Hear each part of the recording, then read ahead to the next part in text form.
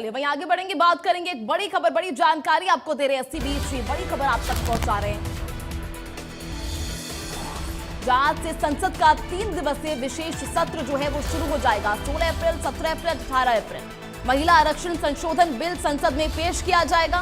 आपको बता दें, महिला आरक्षण कानून से जुड़े 3 बिल इस दौरान पेश किए जाएंगे। महिलाओं को 2029 से 33% आरक्षण देने का प्रस्ताव इस विशेष सत्र में रखा जाएगा। इस दौरान लोकसभा और विधानसभा में 33% महिलाओं को आरक्षण दिया जाएगा, यानी 1/3 सीट जो है महिलाओं के लिए आरक्षित की जाएगी। लोकसभा में महिला आरक्षण बिल पर भी पीएम मोदी बोलेंगे। आपको बता दें कि इस विशेष सत्र की शुरुआत ही पीएम मोदी के संबोधन के साथ होगी। तो वहीं गृह मंत्री अमित शाह दोनों सदन में जवाब देंगे इसका। तो आज से संसद का ये 3 दिवसीय विशेष सत्र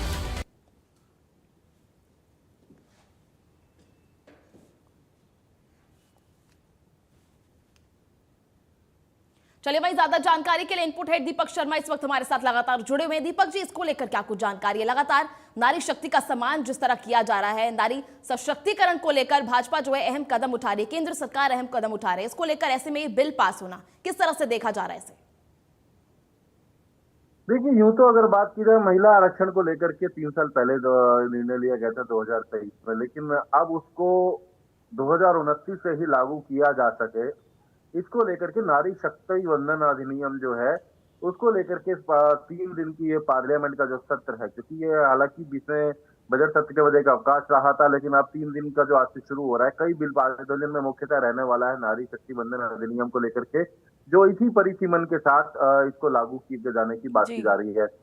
2029 में ही जो लोकसभा के जो चुनाव होंगे उसमें इसी आंकड़े के साथ रहा जाए, नारी शक्ति वंदन अधिनियम यानी कि महिलाओं को 33% आरक्षण दिया जाए, उसी नियम के साथ आगे बढ़ा जाए, इसको लेकर के चर्चा है। लेकिन इसके साथ साथ एक और बात थी, इसको लेकर के कहीं ना कहीं विपक्ष भी सहमत था, लेकिन यहाँ पर अब एक और बात कही जा रही है सरकार की तरफ से, परिसीमन की बात। क्योंकि परिसीमन की बात की जाए तो ये तो 2026 में जनगणना चल रही है, लेकिन इनका कहना है, विपक्ष का कहना है कि ये 2011 की जो जनगणना हुई थी उसको आधार बना करके जो है परिसीमन कर रहे हैं। परिसीमन को लेकर इनका कहना है कि इनका विरोध है, आखिरकार एकदम से क्यों परिसीमन किया जा रहा है। यानी कि परिसीमन में हम आपको बताएं कि लोकसभा और जो विधानसभाएं हैं इसके अंदर क्षेत्रों में जनसंख्या के आधार पर बदलाव की बात की जा रही है। आज जो 543 की संख्या है कि पूरे देश में लोकसभा सीटों को लेकर के बात की जाए तो ये परिसीमन के बाद तकरीबन 850 तक जा सकती हैं। तो परिसीमन की जो तैयारी है उसको लेकर के जो विधेयक की बात की जा रही है, और परिसीमन के आधार पर यानी जो 850 सीटें होंगी उस आधार पर 33% आरक्षण की बात की जा रही है। यूं तो महिलाओं के लिए, महिला सशक्तिकरण के लिए एक बहुत बड़ा उदाहरण भी है, क्योंकि परिसीमन भी हो जाएगा, परिसीमन के साथ साथ महिलाओं को जब 33% रहेगा तो ये संख्या बल 543 से और कहीं ज्यादा हो जाएगा। तो ऐसे में जो, क्योंकि 850 में 33% का मिलना ये कहीं ना कहीं एक बात है। तो ऐसे में इन तमाम मुद्दों को लेकर के कहना कि राजनीतिक बयानबाजी, राजनीतिक विरोध ये शुरू हो रहा है, और उसके बाद सबसे अहम रहने वाला है। अब से कुछ देर के बाद अगर बात की जाए तो जब संसद की कार्रवाई शुरू होगी, 11 बजे का समय है जब संसद की कार्रवाई शुरू होगी, और जिसमें इस पर जो है चर्चा शुरू होगी। 3 ऐसे विधेयक अहम है जो रहने वाले हैं, जिनको लेकर के हंगामा भी रह सकता है। अपनी अपनी रणनीति तमाम राजनीतिक दल जो है वो बना करके आए हैं। लगातार विरोध की बात भी यहाँ पर की जा रही है विपक्ष के द्वारा जो है, लेकिन सबसे बड़ी बात यह है कि इसके अंदर आधा नहीं बल्कि 3% 2/3 जो है, माफी चाहूंगा, 2/3 जो है वो बहुमत चाहिए होगा। तो ऐसे में वो बहुमत जुटाना वो सरकार के सामने बड़ी चुनौती है, सत्ता पक्ष के सामने चुनौती है, एनडीए के सामने बड़ी चुनौती है, क्योंकि बिना विपक्षी दलों के सहयोग के ये बिल पारित होना भी इतना आसान नहीं है। तो ऐसे में ये तमाम चीजें कहना की चर्चा का विषय रहने वाली है। रोध विरोध इसको लेकर के लगातार अगर बात करें, ये जरूर नजर आएगा। 11 बजे से आज से संसद का सत्र जो है, जो कि चल रहा था 3 दिन बाद, 3 दिन के लिए उसकी अगली कड़ी जो है वो आज से 11 बजे से शुरुआत हो रही है। जी दीपक जी, जिस तरह से परिसीमन को लेकर, डिलिमिटेशन को लेकर विरोध किया जा रहा है, तो क्या ऐसे भी आसार बन सकते हैं कि हंगामा हो जाए आज सत्र में? ऐसे कुछ आसार कि जो हमारी विपक्ष है वो इतना ज्यादा विरोध प्रदर्शन करे कि बिल पास होने में कई दिक्कतें आए?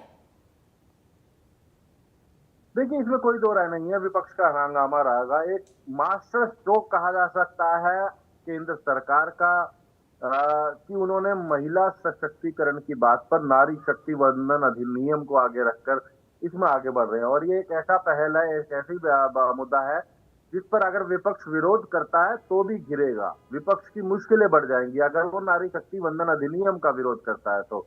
यही कारण है कि सरकार ने नारी शक्ति वंदन अधिनियम को लागू करने के लिए साथ साथ परिसीमन का भी बात रख दी है।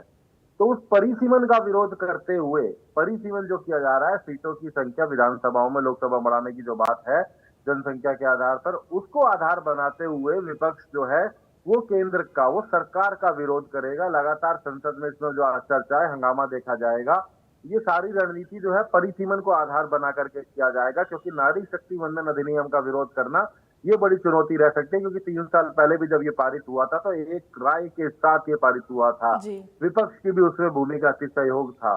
लेकिन आज अगर बात की जाए तो इसे नए परिसीमन के साथ लागू करने की जो बात की जा रही है, इस नए परिसीमन का विरोध हो रहा है कि लोकसभा में जो सीटें बढ़ेंगी, विधानसभा में जो सीटें बढ़ेंगी, कहा ये भी जा रहा है विपक्ष के द्वारा कि दक्षिणी जो भारत है वहां पर सीटों की संख्या घट सकती है, उत्तर भारत में संख्या बढ़ सकती है। उनका कहना है कि कहीं ना कहीं फायदा अपने आप को पहुंचाने के लिए एनडीए अपना जो है ऐसा कर रही है, जिससे कि केंद्र सरकार कदम उठाना जा रही है। तो हंगामा तो जरूर रहने वाला है, हंगामे की भेंट के 3 दिन चढ़ने वाले हैं, चर्चा भी इसके अंदर रहेगी, प्रधानमंत्री भी पक्ष रखेंगे, तमाम केंद्रीय मंत्री भी इसमें पक्ष रखेंगे, और विपक्ष का हंगामा भी अगले 3 दिन तक संसद में और संसद के बाहर भी देखा जा सकता है। जी चलिए, ठीक है दीपक जी, बहुत बहुत शुक्रिया आपका हमारे साथ जुड़ने के लिए और तमाम जानकारी साझा करने के लिए। तो चलिए, महिला आरक्षण की बात करें तो आपको बताते हैं आखिर क्यों जरूरी है महिला आरक्षण। कानून लागू करने के लिए 2027 जनगणना जरूरी थी। पहले के कानूनों में बदलाव क्यों लाए गए? दरअसल कानून लागू करने के लिए 2027 जनगणना जरूरी थी, जिसको लेकर ये कानून लागू करे गए थे और 2034 तक इस पर रोक लग सकती थी, लेकिन 2029 के चुनाव से ये जो है प्रभावी हो जाएंगे। जनगणना के साथ परिसीमन होना था, जनगणना और परिसीमन की वजह से ये कानून जो है टाला जा सकता था, 2034 तक ये कानून टाला जा सकता था, जो फिलहाल अगर आज ये पास होता है इस 3 दिवसीय सत्र में, तो उसके बाद 2029 से 31 मार्च से ये चुनाव में भी प्रभावी होंगे और इसी के साथ उस साल के 1 अप्रैल से ये प्रभावी हो जाएंगे। अब तक 2011 की जनगणना के आधार पर यह परिसीमन जो है वो किया गया है। तो पहले के कानूनों में बदलाव भी किए गए, 2029 तक अब ये कानून जो है लागू हो सकेगा। तो लगातार महिला आरक्षण को लेकर विपक्ष भी कई सवाल उठा रहा है। ऐसे में विपक्ष का कहना है कि महिला सशक्तिकरण की आड़ में केंद्र सरकार जो है वो महिलाओं की संख्या बढ़ाने को लेकर जो है वो बड़ी रणनीति खेल रही है, बड़ी राजनीति कर रही है। जहां नॉर्थ में यानी उत्तर भारत में महिला की संख्या बढ़ेगी तो उससे सीधा फायदा केंद्र को होगा। पहले के कानून में बदलाव जो है वो क्यों किए गए थे, बात इसकी करें तो उड़ीसा, आंध्र प्रदेश, सिक्किम और अरुणाचल में भी इसको लेकर चुनाव किए गए थे।